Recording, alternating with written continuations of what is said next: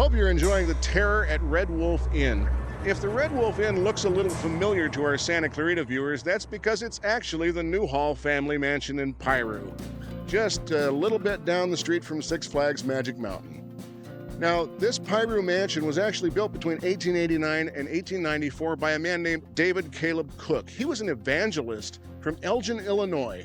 And I suppose today he would have been a televangelist, but he was really prominent and he actually published his sermons in pamphlet form and spread the gospel that way.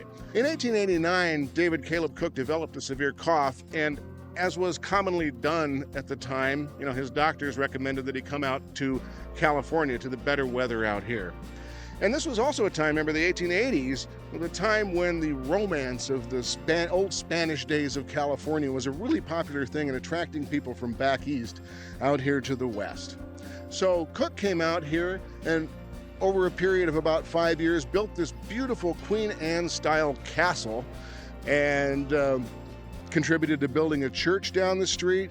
He planted a lot of crops on the property, crops that actually appear in the Bible. In fact, out back behind the mansion, there are a couple gigantic olive trees that are over 100 years old, probably planted by Cook himself. Now, turn off the clock to 1972. We've come a little ways since the days of the idyllic biblical paradise to come to the point where it's the Red Wolf Inn in this cultish horror movie.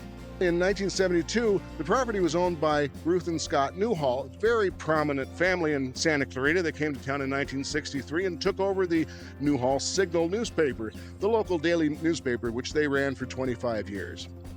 Now there's a little asterisk here. The mansion that appears in the movie in 1972 is not exactly the same as the mansion that you see behind me. Because in 1981, Ruth and Scott Newhall were doing some much needed repairs to the property. And they hired a contractor, and the contractor was up on the roof scraping off paint. Wasn't going too well, brought out a blowtorch to remove the rest of the paint, and, well, you know what happened. The mansion burned all the way to the ground. Ruth and Scott Newhall rebuilt the mansion exactly as it was, and over the years it has continued to be used in many movies, television commercials, all sorts of things. And good news, this mansion can be yours for a cool $3.4 million. That's right, it's for sale. If you're interested, look up Keller Davis Realty in the Santa Clarita Valley.